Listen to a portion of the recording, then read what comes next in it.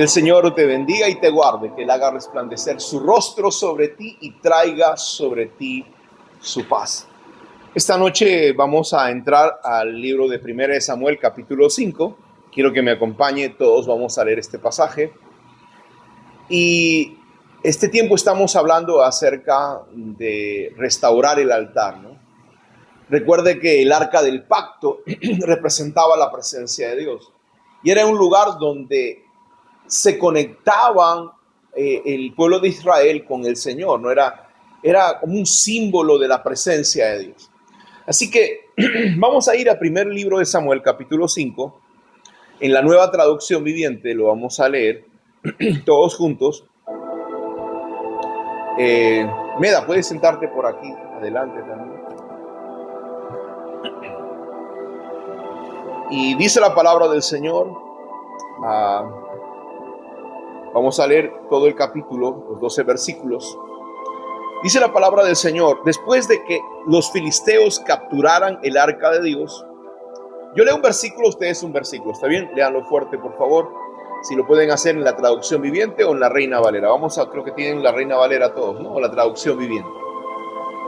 Muy bien, entonces vamos a leer yo el versículo 1, ustedes el 2, así terminamos el 12.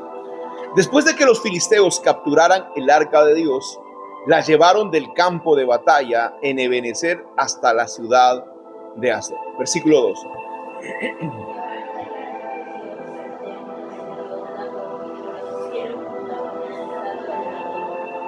Pero cuando los ciudadanos de Asdod fueron a verla a la mañana siguiente, la estatua de Dagón había caído boca abajo delante del arca del Señor.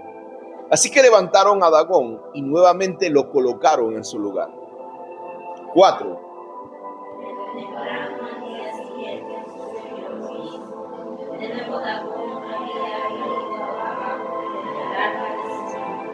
Esta vez su cabeza y sus manos se habían librado y estaba al lado. Solo el tronco de su cuerpo quedó librado. Por eso hasta el día de hoy, ni los sacerdotes de Dagón, ni nadie más que entra al templo de Dagón de Asdod pisan el umbral. Versículo 6. Entonces clamando nosotros el Señor hirió a la gente de Asdod, de las praderas estaban con una plaga de dolores. Cuando el pueblo se dio cuenta de lo que sucedía, exclamó: no podemos quedarnos con el arca de Dios de Israel ni un minuto más. Él está en contra de nosotros, todos seremos destruidos junto con Dagón, nuestro Dios. Versículo 8. Y de modo que colocaron a los gobernantes de las ciudades filisteas y les preguntaron: ¿qué debemos hacer con el arca del Dios de Israel? Los gobernantes le preguntaron y contestaron: trasladar a la ciudad de Gat. Así le trasladaron el arca de su Dios de Israel a Gat. Pero cuando el arca llegó a Gat, la mano dura del Señor cayó sobre sus hombres, jóvenes y mayores. Los hirió con una plaga de tumores y hubo gran pánico. 10. Entonces enviaron el arca de Dios a la ciudad de Hebrón. Pero cuando los habitantes de Hebrón vieron que les tocaban la mano, traen el arca de Dios de Israel a nuestra ciudad para mandarnos a nosotros también.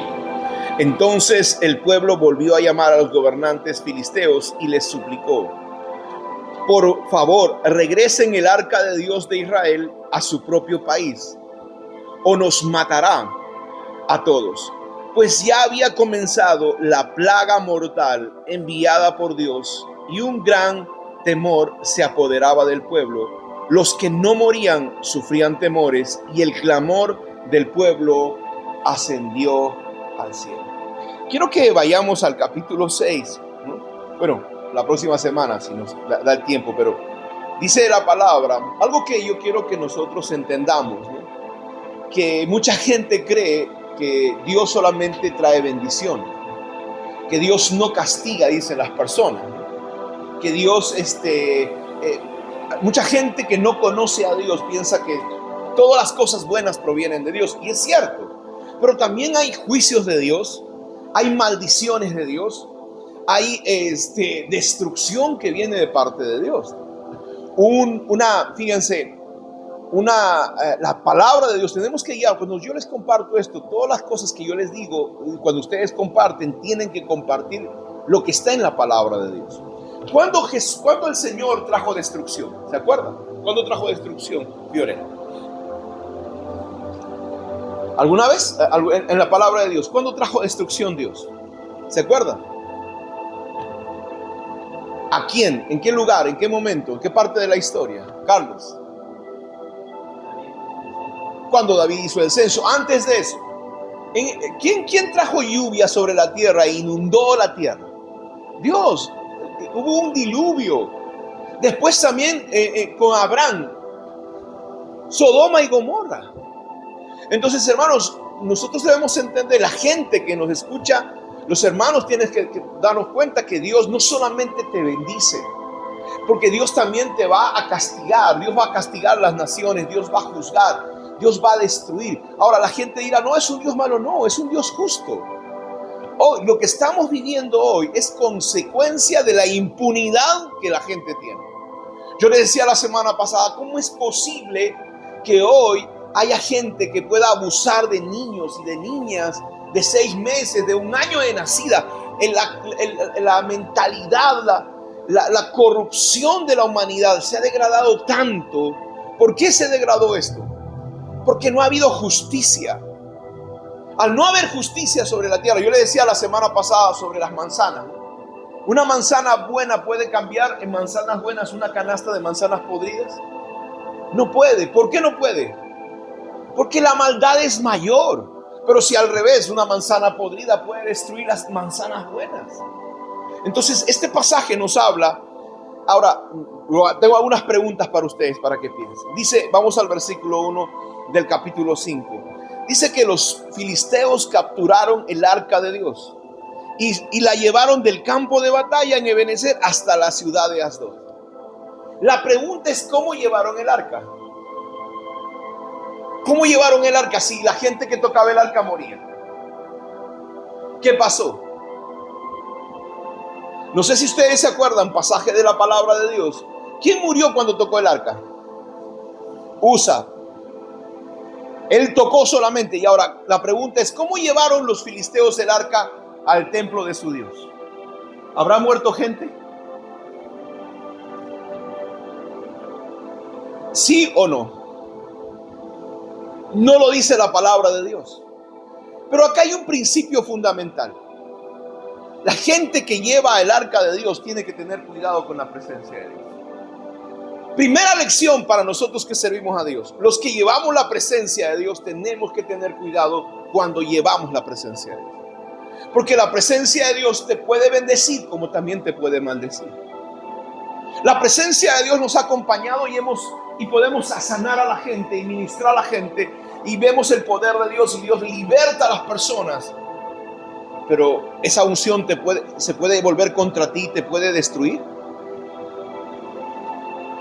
No sé si ustedes han visto a gente que está en la calle, que están cogiendo una bolsa de basura. Yo recuerdo mucho, y esto lo compartía, en Huancayo había una muchacha alta que tenía un costalillo y la arrastraba. Era una loquita, ¿no? Lo que nosotros llamamos loquita, era un indigente. Y la gente decía que esa muchacha era cristiana, era policía. La pregunta es, y ellos decían, los evangélicos se vuelven locos. O sea, ¿tú te vuelves loco por ser evangélico? No. ¿Por qué creen que esa persona terminó así?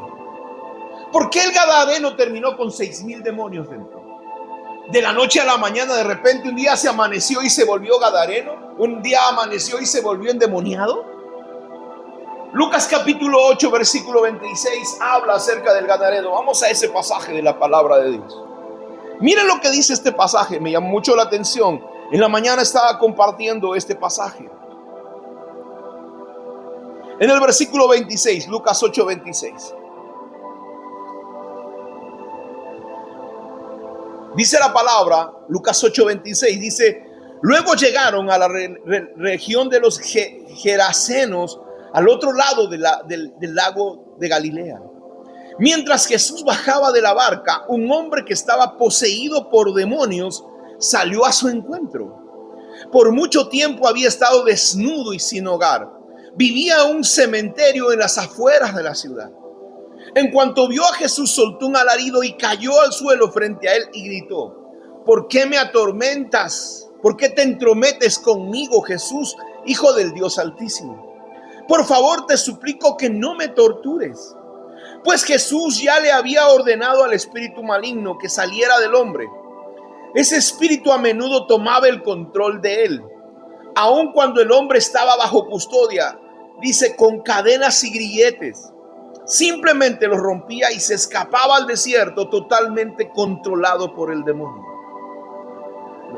¿Dónde vivía este hombre? ¿Dónde vivía? La Biblia dice, como no, versículo 27, ¿dónde vivía? Dígalo fuerte, ¿dónde vivía? En el cementerio, en los sepulcros. Para tú llegar a dormir en un cementerio, ¿qué tú necesitas? ¿Ah? Estar loco, ¿no? Porque ahí, hermanos, habitan los demonios. En la noche en los cementerios tú vas a ver la manifestación diabólica, los espíritus inmundos, porque los cuerpos cuando mueren, ¿dónde van los demonios? Rondan a las personas. Entonces la pregunta es, este gadareno, ¿cómo llegó a ser gadareno? Hablábamos de esta muchacha que arrastraba, ¿cómo se llama? Su bolsa de basura. ¿Cómo llegas a ese punto? ¿Es de la noche a la mañana? ¿Tú amaneces en la mañana y te vuelves un endemoniado? Tiene que haber algo. Diga conmigo, toda acción provoca una reacción. Y todo lo que el hombre siembra, eso cosechará. Vamos, dígalo, todo lo que el hombre siembra, eso segará. ¿Por qué la muchacha se volvió endemoniada? ¿Por qué el gadareno tenía 6,000 demonios? ¿Qué pasó? ¿Cómo llegó a ese punto? ¿Ustedes creen que Dios lo creó así endemoniado? Y yo quiero decirte a ti que me estás viendo por el internet, ten cuidado con lo que estás haciendo si eres cristiano. Yo conozco cristianos que van a los brujos y se pasan huevo y se pasan cuy.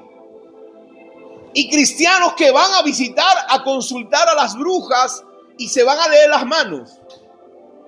Es una vergüenza que tengas un pastor a quien no puedas consultar por una palabra profética y vayas a un brujo. Es una vergüenza que tú, cristiano, vayas a un brujo, a un hechicero, a pedir consejo, a pedir ayuda.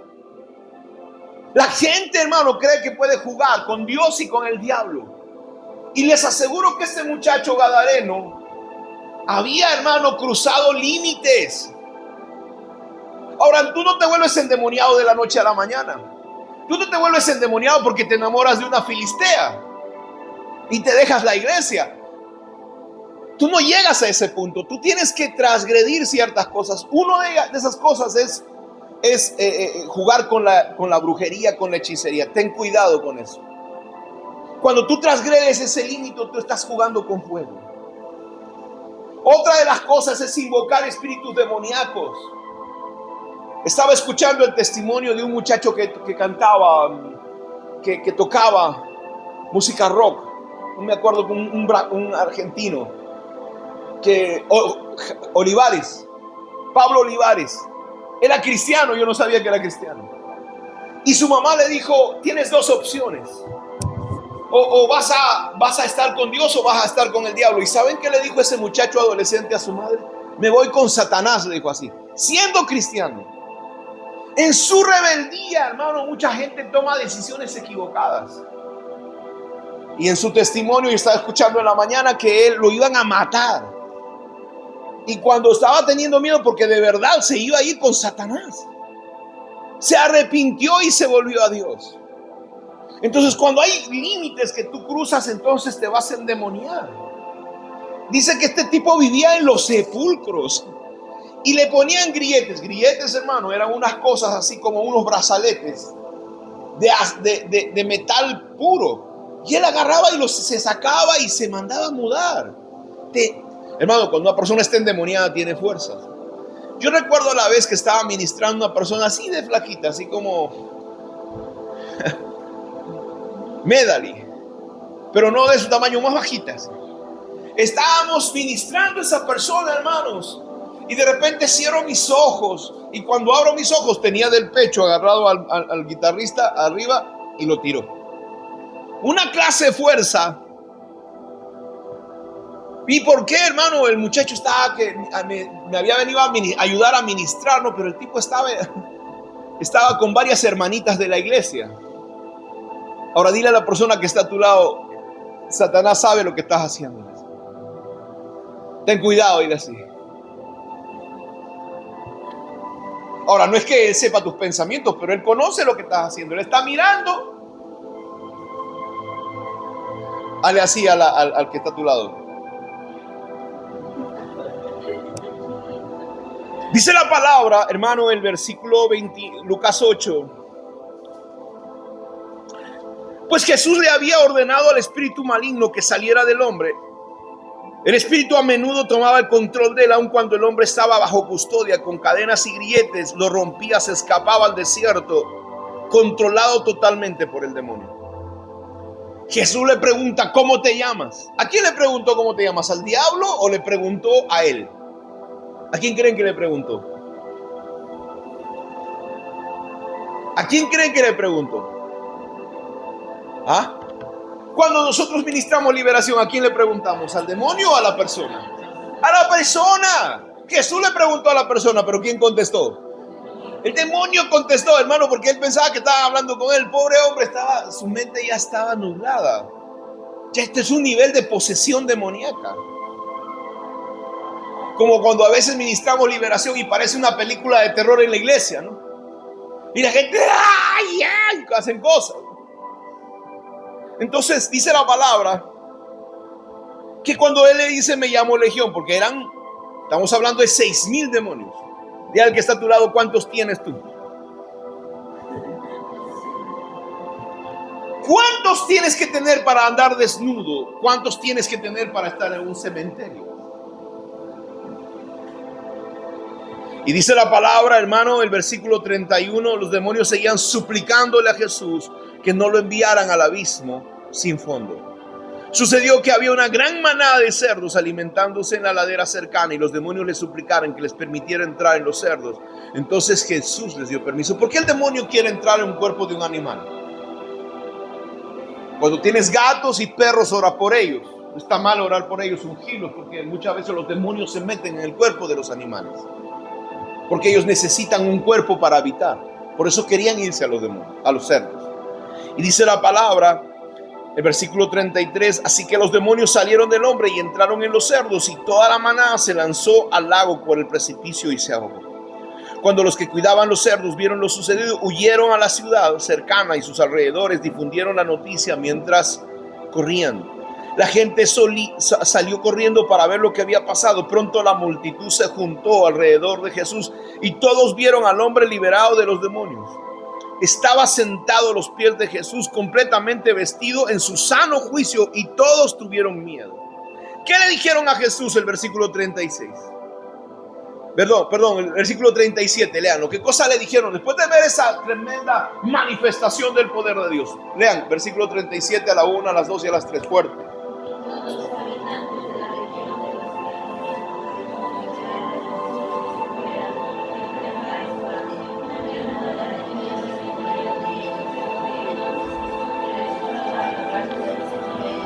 ¿Por qué reaccionaron así? ¿Por qué dijeron, por favor, vete? Lo echaron de la ciudad. ¿Por qué lo echaron de la ciudad después de una manifestación tan poderosa? ¿Tuvieron miedo o estaban endemoniados también? Ahora, la pregunta es, ¿por qué fue por una sola persona? ¿Por qué no predicó a toda la ciudad? ¿Qué pasó? ¿Por qué Jesús fue por una sola persona? Miren, el Señor va a un lugar y va por una sola persona. Y va, imagínense, este tipo no estaba endemoniado porque era bueno, porque se portaba bien. ¿Por qué fue por una sola persona? Miren lo que dice la palabra, dice el versículo, el versículo 38, lean, y 39, todos juntos. 1, 2 y 3.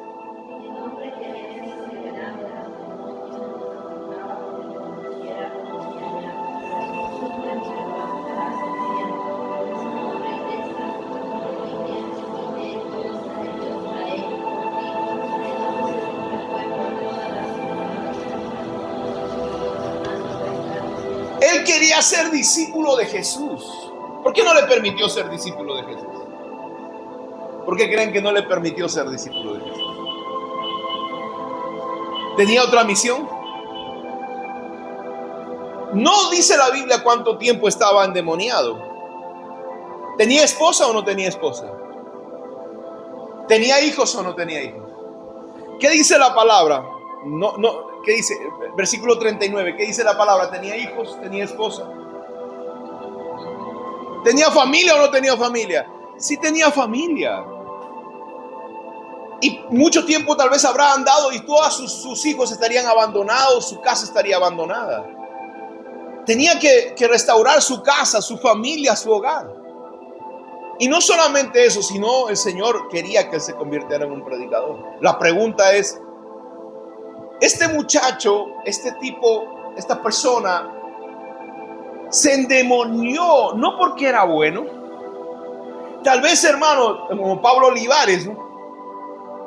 Yo prefiero a Satanás. Y Dios dice, hermano, que cuando tú eres rebelde, Dios te envía, ¿no?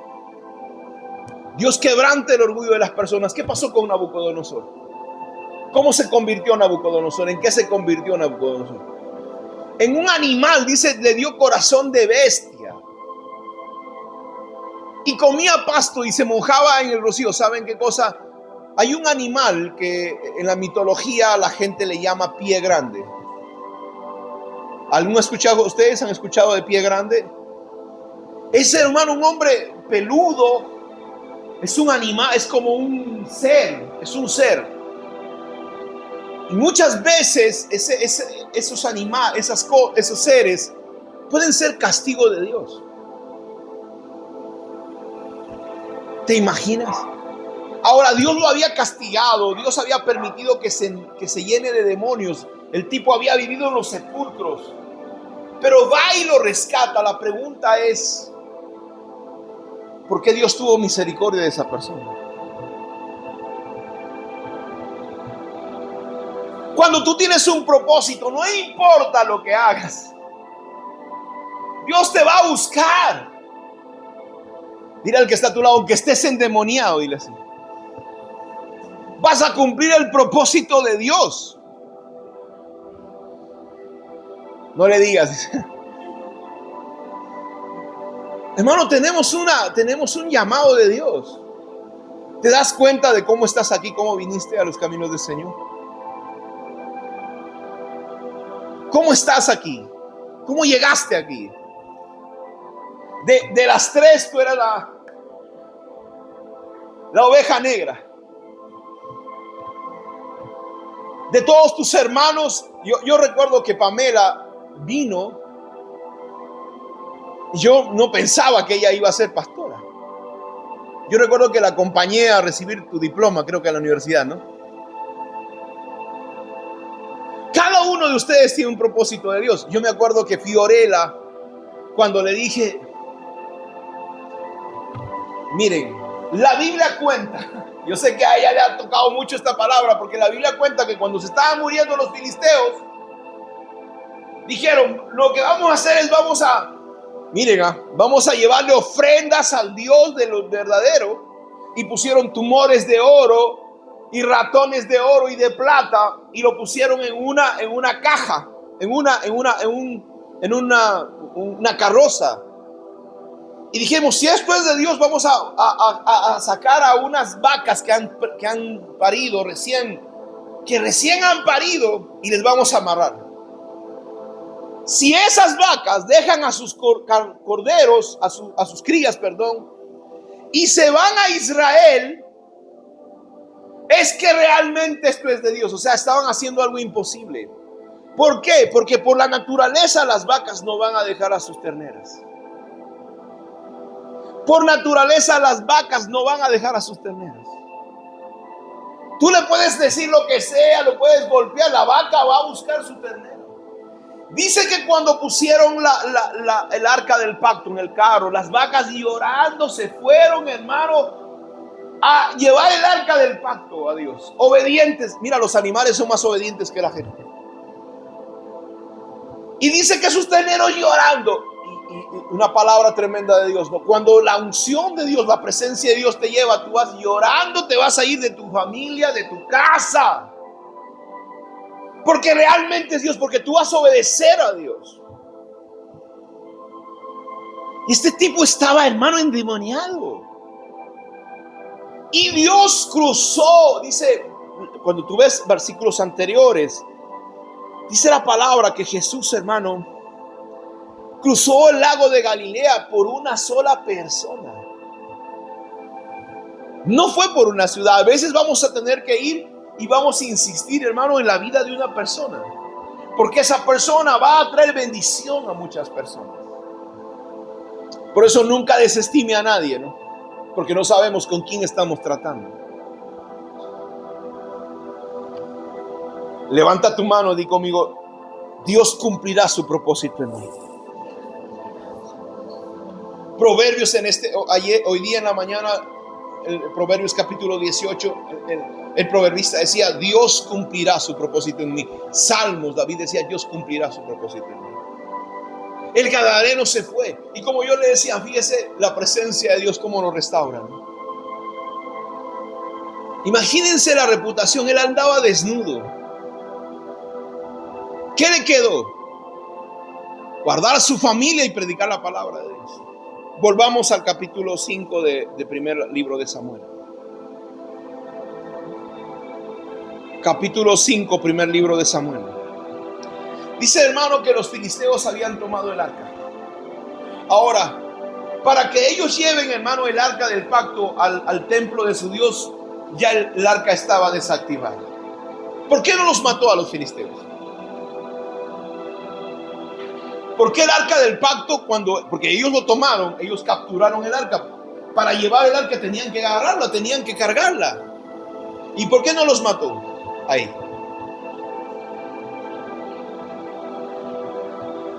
¿Ellos no sabían? Ahora, ¿Usa sabía o no sabía? Usa tampoco sabía. No, Usa no sabía. La gloria de Dios se había ido. Cuando la gloria de Dios se va de un lugar, y a ese lugar, hermano, no tiene poder. Cuando la presencia de Dios se aparta de nosotros, ya no tenemos poder nosotros. Ya no hay manifestaciones de Dios. Por eso nosotros debemos tener cuidado. ¿Por qué se apartó la gloria de Dios del arca? Por el pecado, hermano, de los sacerdotes, el pecado de los líderes, el pecado de Israel. Aunque ellos se alegraron, en el capítulo 4 vimos que cuando ellos vieron que el arca llegaba, ellos se alegraron porque ahora Dios los iba a defender, y Dios no los defendió. Cuando Dios no te defiende, cuando Dios no te respalda, ¿qué pasa? Dilo, ¿qué ha pasado? ¿Qué ha pasado? Diga conmigo: la presencia de Dios se ha ido de mi vida. Hermano, es hermoso cuando Dios te respalda, la presencia de Dios viene sobre ti, la gente no puede contra ti. Yo recuerdo mucho que hasta los borrachitos, ¿no? Gente que no me conoce, y nos reíamos, ¿no? Aún en la pandemia, los mismos policías me saludaban como si yo fuera un oficial de la policía o del ejército. Y yo me reía porque, hermano, la gente que tiene autoridad reconoce la autoridad aunque tú no tengas puesto un uniforme. Yo recuerdo que cuando estábamos en el otro lugar de la iglesia, yo me estacionaba y estaban todos los borrachitos, los ladrones ahí. Y yo llego, yo no me conocía, me dice: pastor, nosotros le vamos a cuidar su carro, me decían. Y yo le decía: ¿quién les ha dicho que yo soy el pastor? ¿Me entienden? Porque yo dejaba mi carro como a una cuadra de la iglesia. No sé si ustedes se acuerdan cuando estábamos allá arriba en Santa Anita. Qué hermoso es. Pero cuando Dios se aparta, ¿han experimentado el momento en que Dios se aparta de ustedes o no? Mejor ni lo experimenten. Los que hemos experimentado, hermano, nos damos cuenta que algo pasó dentro de nosotros. Hay algo en nosotros, hay un vacío, hay cosas que suceden. Y dice la palabra que se apartó, y entonces ya el arca del pacto no tenía poder. Y ellos cargaron el arca y dijeron: lo vamos a llevar como un instrumento más. Dice, llevaron el arca al templo de su Dios. Y lo pusieron junto a su estatua, ¿no? Y dice, Cuando ellos fueron a la mañana siguiente, no dice acá. Ah, no, sí lo dice. Miren lo que dice el versículo 3. ¿Cómo había caído el arca del pacto? Versículo 3 del capítulo 5. Léalo, por favor. ¿Cómo había caído? A la 1, a las 2 y a las 3. Fuerte.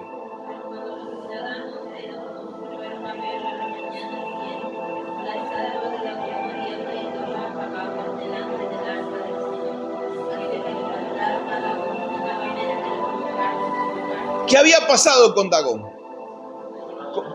Boca abajo, delante. ¿Cómo estaba? Tendido, pero ¿cómo? O sea, delante del arca, dice, ¿no? ¿Qué significa delante del arca? O sea, estaba rodeado, el arca estaba aquí y el Dagón estaba ahí, rindiéndole culto a Dios. Estaba adorando, hermano, con sus manos levantadas. Dagón era un dios tipo pez, con las manos arriba. Y dice que estaba Dagón así, adorando el arca del pacto. Lo sometió.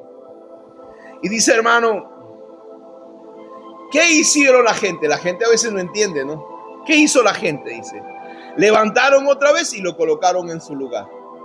O sea, puede que el arca haya estado a un ladito, pero entonces, hermano, el Dagón vino caminando y donde estaba el arca se tiró a adorar a Dios. Porque dice que lo volvieron a su sitio. O sea, ¿qué cosa? ¿Qué pasó con esa estatua, hermano? ¿Caminó o no caminó? Porque miren lo que dice la palabra. Lo colocaron en su lugar. No es que lo levantaron, porque hubiera dicho, lo hubieran levantado y se lo colocaron. O sea, lo llevaron a su lugar, porque seguro que ha salido ahí. El ídolo, hermano, ha ido donde el arca y se ha tirado de barriga para adorar el arca de Dios. La Reina Valera, mira lo que dice. Dice la palabra, tomaron a Dagón y lo volvieron a su lugar. No lo levantaron. ¿Qué significa lo volvieron a su lugar? Lo han movido de donde estaba adorando el arca, lo han movido a su lugar donde correspondía, al Dagón. Ahora la pregunta es, ¿puede una imagen puede caminar? ¿Puede caminar o no puede caminar? Sí puede, hermano, cuando Dios tiene el poder. Dios le dijo, mira, estatua de madera, ven acá, arrodíllate. Humíllate. La Biblia dice, no lo estoy diciendo yo, lo dice la palabra. La gente puede pensar que ahí dice en la Reina Valera, hermano, lo volvieron a su lugar. Lenguaje latinoamericano dice, lo pusieron de nuevo en su lugar. Lenguaje actual dice, enseguida lo levantaron. Mira, ahí dice, lo levantaron y lo colocaron en su lugar. Hermano, si un ídolo va y adora a Dios, ¿cómo no nos vamos a postrar nosotros? Si un ídolo de yeso entiende, me imagino, si hubieran cámaras, hubieran visto al Dagón andar así, hermano, al ídolo y tirarse frente al arca y eso hubiera sido un espectáculo para la gente. Ahí sí hubieran creído en Dios de verdad. Dice la Nueva Traducción Viviente en el versículo 4. Pero temprano al día siguiente sucedió lo mismo. De nuevo Dagón había caído boca abajo frente al arca del Señor. Una vez, dice, esta vez su cabeza y sus manos se habían quebrado y estaban a la entrada. Solo el tronco y su cuerpo habían quedado intactos. ¿Por qué el Señor, hermano, hizo eso? ¿Por qué dice la palabra esto? A ver, yo quiero que piense un poquito. ¿Por qué nos da esa reseña? Recuerden una cosa, cada vez que la palabra te da detalles es porque quiere compartirte un mensaje. Dice el versículo 4, y volviéndose a levantar de mañana el siguiente día, he aquí que Dagón había caído postrado en tierra delante del arca de Jehová. La cabeza de Dagón y las dos palmas de sus manos estaban cortadas sobre el umbral, habiéndole quedado a Dagón el tronco solamente. Hermanos, Dagón era un dios de piedra. Y un ídolo, hermano, no era así de mi tamaño, era un ídolo grande. Ahora, para cortarle las manos, ¿necesitaban cuchillo? Para cortarle la cabeza a una roca, ¿qué cosa necesitaban? Láser. ¿Cómo rayos ese ídolo, hermano? ¿Qué significa eso? ¿Qué significa esa expresión? Miren lo que dice. Y la cabeza del Dagón y sus palmas estaban cortadas. Estaban cortadas. ¿Qué cosa le estaba diciendo Dios a los filisteos? ¿Qué significa cortarle la cabeza? Va a morir una persona, ¿no? Pero tiene un significado.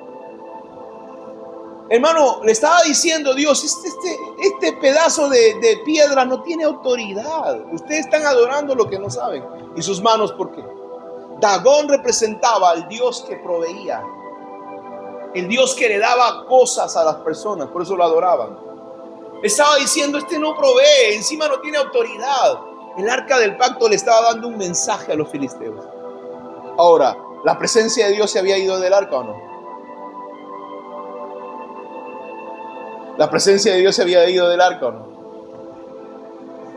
Porque para cortar, hermano, una estatua metálica, tú necesitas poder, no láser. Sus manos y su cabeza habían sido cortadas. La presencia de Dios todavía estaba en el arca. Pero ¿por qué no mató a los filisteos? Porque Dios es soberano. Él quería demostrarle a los filisteos que lo que había pasado con Israel era un juicio de Dios. La gente va a saber que Dios te está castigando a ti cuando te pongas chueco.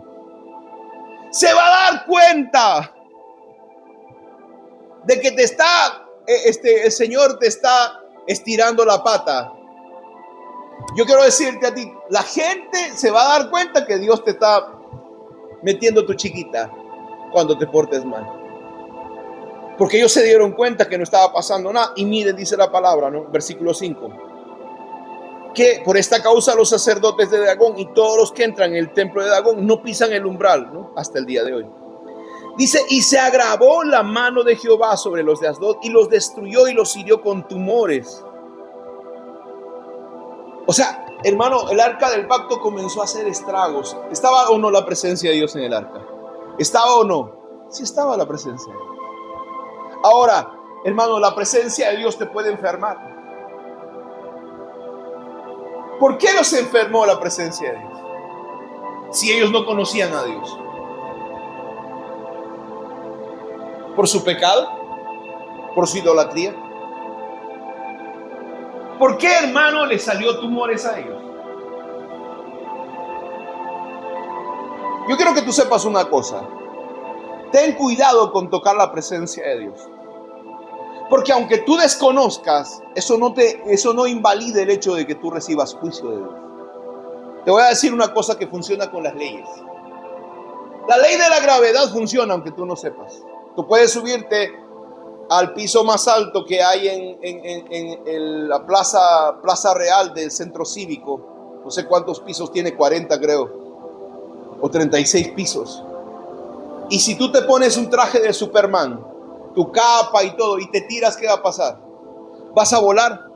No, ¿por qué no vas a volar? Porque la ley de la gravedad te va a arrastrar a la tierra y te van a sacar con espátula del piso.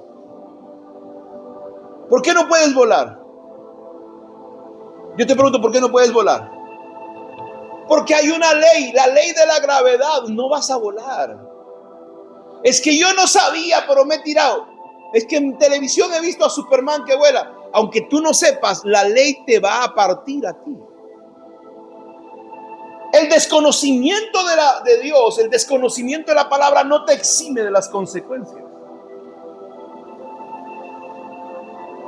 El desconocimiento de la palabra de Dios, del juicio de Dios, no te exime. Por eso tienes que tener mucho cuidado con la presencia de Dios y con la gente que carga la presencia de Dios. Yo le decía ayer a una persona que me decía, pastor, esto están diciendo. Yo le decía, esa persona está hablando mal de la casa de Dios. Tú puedes meterte con cualquier persona, pero no te metas con la novia de Dios. Yo le llamé la atención a un pastor y dije, no, la iglesia. No, espera un ratito. Y esto es una recomendación a todos los que sirven en la casa. Nunca te quejes de la iglesia, nunca te quejes de la novia de Jesús. Porque Dios te puede perdonar cuando tú te enfrentas a Él, pero tú no puedes lastimar a la novia del Señor. Ámala, respétala. Nosotros somos encargados de amarla, respetarla, de cuidarla. No podemos lastimarla. Si tú no quieres el ministerio, déjalo. Si tú no quieres servir al Señor, ponte a hacer lo que tú quieres, a trabajar, a hacer. Dios se buscará cordero para el holocausto, para servir en la casa de Dios. Entonces dice la palabra que comenzaron a salirle tumores. Dice a las personas le salieron tumores. La presencia de Dios los hirió con tumores. Hermanos, yo les estaba diciendo ahora, a medida que la presencia de Dios se acerca a la tierra, miren, esta es la tierra y esta es la presencia de Dios. Preste atención a esto. A medida que la presencia de Dios se acerca a la tierra, ¿qué va a pasar? Cuando la presencia de Dios llega a un lugar, ¿qué pasa? ¿Trae qué cosa? Bendición. ¿Qué más trae? Sanidad. ¿Qué más trae la presencia de Dios? Prosperidad, abundancia. Trae vida. Pero también, ¿qué puede traer la presencia de Dios? Muerte. Puede traer qué cosa? Enfermedad. Hay gente con la que yo he orado aquí, que ha pasado adelante. El Señor me dijo, no ores por esa persona porque está bajo juicio mío. Y hermano, yo puedo orar lo que sea, puedo gritar 40 días de ayuno. Esa persona no se va a sanar. ¿Por qué no se va a sanar? Porque es Dios que le ha puesto la mano encima. Yo les pregunto, las personas más ungidas hubieran orado por Job, ¿qué hubiera pasado? ¿Se hubiera sanado? ¿Por qué no? Porque era la voluntad de Dios. La pregunta que te hago, ¿lo que estás pasando es la voluntad de Dios? La crisis que estás viviendo, la enfermedad que estás pasando, ¿es la voluntad de Dios? Pregúntale, porque si no es la voluntad de Dios, dile al diablo, sal en el nombre de Jesús y vas a ser sano y libre y vas a ser bendecido. Pero si Dios, hermano, está en el asunto, ves, llorar, gritar, ayunar y nada va a suceder. Dice la palabra del Señor que vinieron tumores. ¿Y qué hicieron los de Asdod? Miren, ¿no? Versículo 7 dice, y viendo esto los de Asdod dijeron, no quede con nosotros el arca de Dios de Israel, porque su mano es dura sobre nosotros y nuestro Dios Dagón. Convocaron pues a los príncipes de los filisteos y le dijeron, ¿qué haremos del arca de Dios de Israel? Y ellos respondieron, pasemos el arca a Gad. O sea, hermano, ellos estaban muriéndose y dijeron, no, Señor, vete. Como les pasó a los gadarenos. Dios vio el poder de Dios y los chanchos se precipitaron al mar. ¿Y qué hicieron los pobladores de Gadara? ¿Qué le dijeron a Jesús? ¿Qué le dijeron a Jesús? Vete. Ellos pudieron arrepentirse, los filisteos, y quedarse con el arca, ¿no?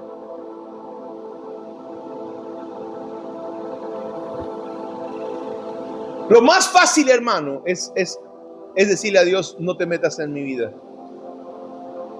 Y dice, hermano, lo mandaron a Gad. ¿Qué hicieron los de Gad? Dice la palabra, vaya conmigo. Dice, pásese el arca de Dios de Israel a Gad.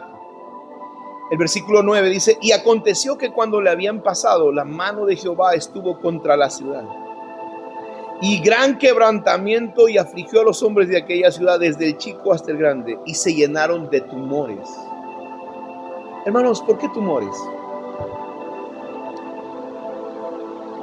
¿Por qué no les dio otra enfermedad? ¿Por qué piensan? ¿Saben? Yo quiero que usted se pregunte, ¿por qué tumores? ¿Por qué no se murieron? ¿Por qué tuvieron que ser tumores? Piénselo. Entonces dice, enviaron el arca de Dios a Ecrón. Los de Gad también dijeron que se vaya a otra ciudad, que los mate a ellos, no a nosotros. Y cuando el arca de Dios vino a Ecrón, los ecronistas dieron voces diciendo, han pasado a nosotros el arca de Dios de Israel para matarnos a nosotros y a nuestro pueblo. Y enviaron y reunieron a los príncipes de los filisteos diciendo, enviad el arca de Dios Israel, devuelvan el arca de Dios Israel. Yo te voy a decir una cosa. cuando la gente quiera oprimir a los hombres de Dios, ¿cuántos aquí están ungidos? ¿Cuántos están ungidos de verdad? No tienes que tener temor, porque la gente que te haga daño, hermano, no está tocándote a ti, está tocando la unción que está sobre ti. Y yo te voy a decir a ti, tú confía en Dios, porque Dios va a protegerte, no solamente porque eres su hijo, sino porque su presencia está contigo. Y dice la palabra, dice, ¿no?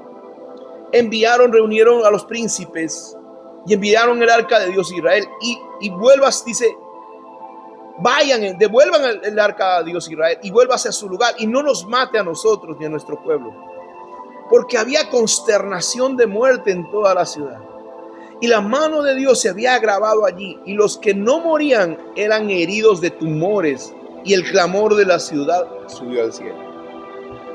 Capítulo 6 dice: estuvo el arca de Jehová en la tierra de 7 meses, de los filisteos, 7 meses. No seas terco. ¿Por qué todavía 7 meses? La Biblia dice 7 meses, casi más de medio año. Porque si la primera te está doliendo, si la primera te está costando, si al primer mes estás llorando, se está muriendo la gente, ¿por qué esperas 7 meses? Hay veces, hermanos, somos tercos. ¿Por qué te aguantas el dolor, el juicio de Dios? Entonces los filisteos, llamando a los sacerdotes y adivinos, preguntaron otra vez, ¿no? Dice: ¿qué haremos del arca de Jehová? Hacednos saber de qué manera hemos de volver a enviar el arca. Ellos le dijeron: si envías el arca de Dios de Israel, no la envíes vacía, sino pagadle la expiación. Entonces seréis sanos y conoceréis por qué se apartó de vosotros. Conoceréis por qué no se apartó de vosotros su mano. Ahora la pregunta es: ¿por qué los brujos le dicen manden qué cosa? Envíen el arca, ¿qué cosa dice? ¿Qué cosa tienen que enviar? Páguenle por la expiación, dice. ¿Qué cosa estaba diciendo? Envíen una ofrenda. ¿Por qué los brujos dicen envíen una ofrenda? Porque ellos saben, hermano, que las cosas con Dios tienen que ver con algo de valor, con algo que te cueste. Versículo 4 dice: y ellos dijeron: ¿y qué será la expiación que le pagaremos? Ellos respondieron: conforme al número de los príncipes de los filisteos, 5 tumores de oro y 5 ratones de oro, porque una misma plaga ha afligido a todos vosotros y vuestros príncipes. Yo les pregunto, ¿qué plaga había llegado ahí? ¿Qué plaga? ¿Qué plaga? ¿Ah? La peste bubónica. Muy bien. ¿Por qué peste bubónica? Porque ellos estaban haciendo ofrenda de ratas. Las ratas los estaban atacando. Imagínate la casa llena de ratas. ¡Qué asco! ¡Ah!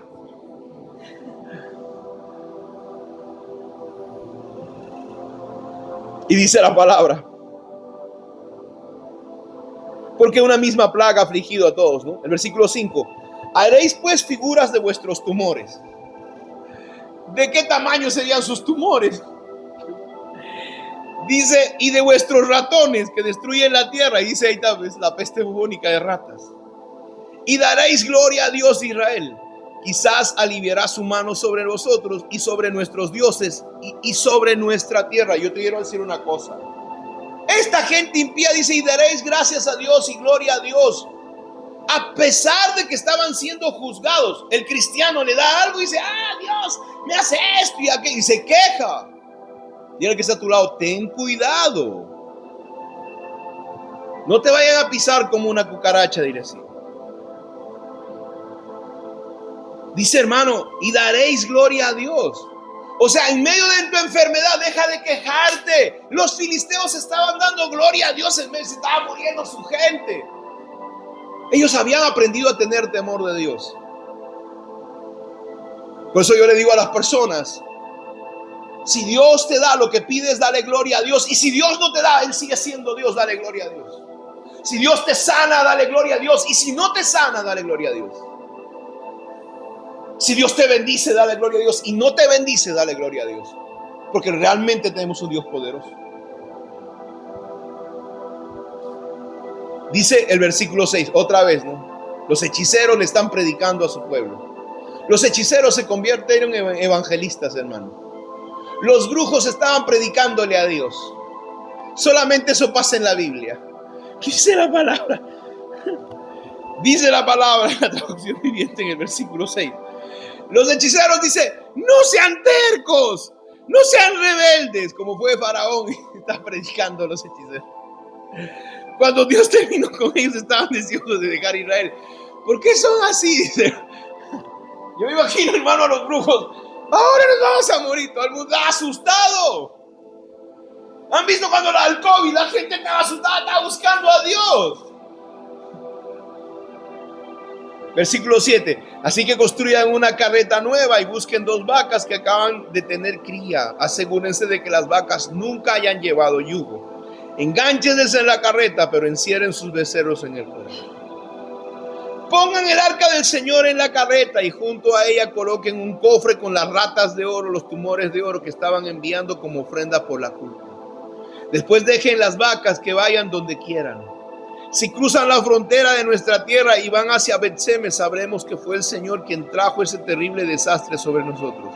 Si no la cruzan, sabremos que no fue la mano de Dios que causó esta plaga, más bien sucedió por pura casualidad.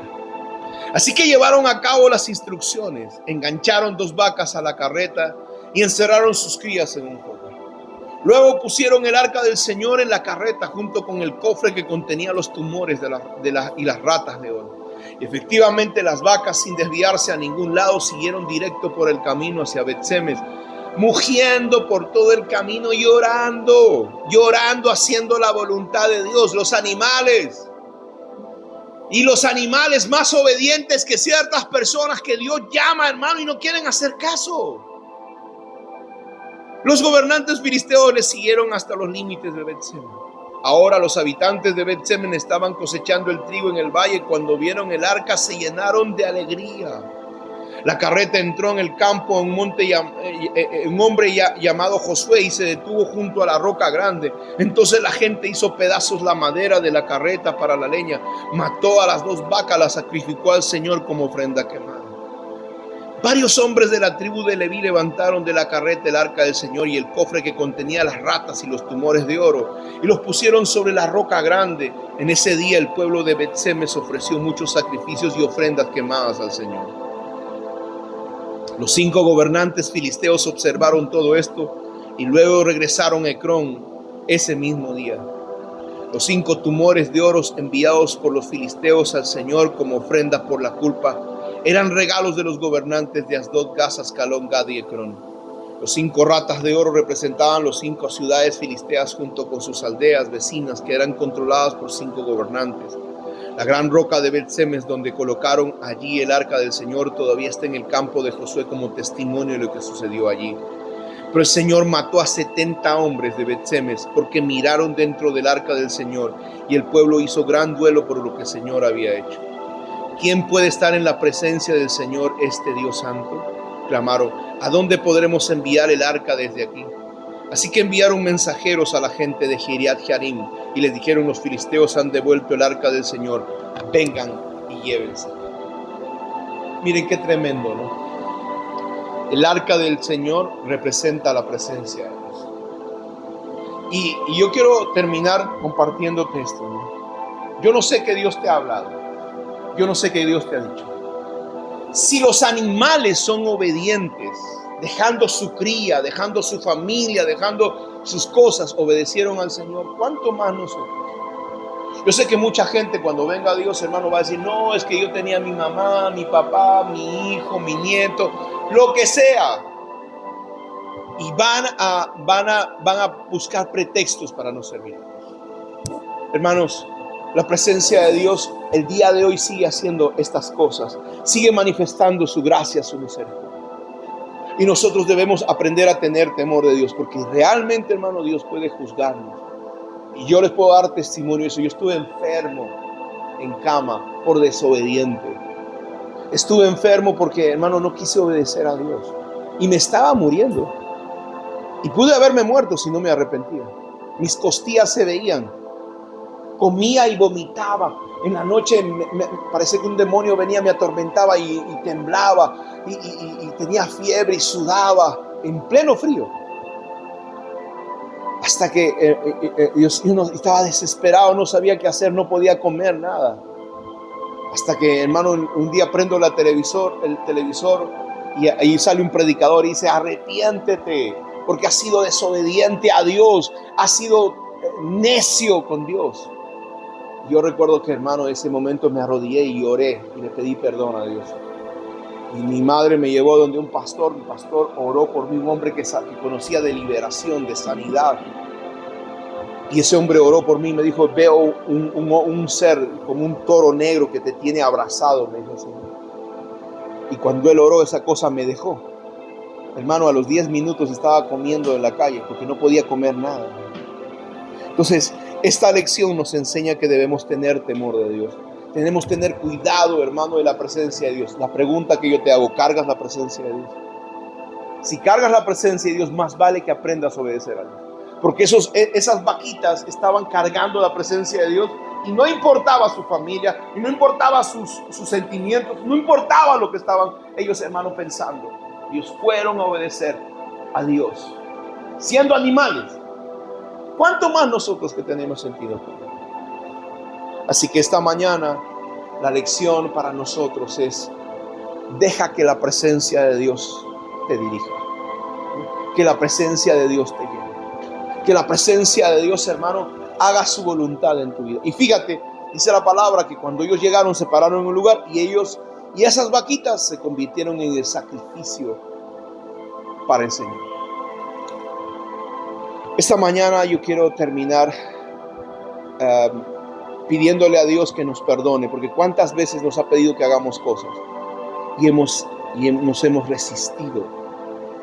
Y mire, como los filisteos, no se han demorado 7 meses en obedecer a Dios. ¿Cuánto tiempo te vas a obedecer a Dios? ¿Quieres que como a ellos la presencia de Dios venga? ¿Tú esperas todavía, como el gadareno, estar endemoniado para que cuando pases una situación tan crítica, Dios venga y te sane y digas: ahora sí voy a predicar? Yo imagino que Dios había llamado al gadareno, pero él que tomó el camino del diablo. Y Dios tuvo que volver otra vez en su misericordia. No lo dejó viviendo en los sepulcros. Lo sanó, lo libertó y le cambió literalmente la vida. Vamos a ponernos de pie y vamos a orar y le vamos a dar gracias al Señor, porque a pesar de todas las cosas, Él sigue hablándonos, dirigiéndonos, enseñándonos, ministrándonos, hablándonos su voluntad. Esta mañana hablaba con una muchacha, con una discípula, que yo le dije: Dios te quiere en el ministerio, Dios te quiere sirviendo en la casa de Dios. Y me dijo en la mañana: pastor, tuve un sueño. Un hombre de Dios me dijo, porque ella quería volver a su carrera, comenzar de cero. Y hermano, tú puedes estudiar tu carrera, no hay problema. Pero cuando Dios te manda a hacer otra cosa, tú no puedes hacer lo que tú quieres. Y el hombre de Dios le dijo en su sueño: deja de hacer cosas que Dios no te mandó a hacer y obedece el mandamiento del Señor. Yo dije: wow, ya Dios te habló, ¿qué más quieres? ¿Cuántas confirmaciones más Dios te va a dar? Así que esta mañana yo quiero orar por ti, tú que me estás viendo, me estás escuchando. Yo quiero que obedezcas. Puede que, hermano, en el camino vas a ver pruebas y situaciones, vas a tener que llorar, pero Dios te va a ayudar, Dios te va a sostener, Dios te va a levantar. A diferencia de las personas que tienen una crisis y no saben qué hacer y no saben a quién recurrir, el Dios de los cielos, hermano, vas a tenerlo como tu compañero, tu amigo, va a estar siempre contigo, aunque no lo veas y aunque no lo sientas. Así que esta mañana déjame orar por ti. Padre, en el nombre poderoso de Jesús, yo desato una palabra de bendición sobre las personas que nos están viendo, que están recibiendo, Señor, esta palabra. Señor, los bendigo con toda bendición del cielo. Declaro tu gracia sobre sus vidas, Señor. Y te pido, Señor, que una unción poderosa se manifieste, Señor, en cada uno de ellos, Padre, en el nombre poderoso de Jesús. Los bendigo, Señor, con toda bendición de lo alto, con toda bendición de los cielos, Padre Santo. Y envío, Señor, Padre, la unción para obedecer, Señor. Padre Santo, así como esos animales, Señor, Padre, pudieron renunciar, Señor, a sus relaciones, Señor, familiares, Padre. que muchos de nosotros la unción nos lleve al cumplimiento de tu voluntad, en el nombre poderoso de Jesús. Amén.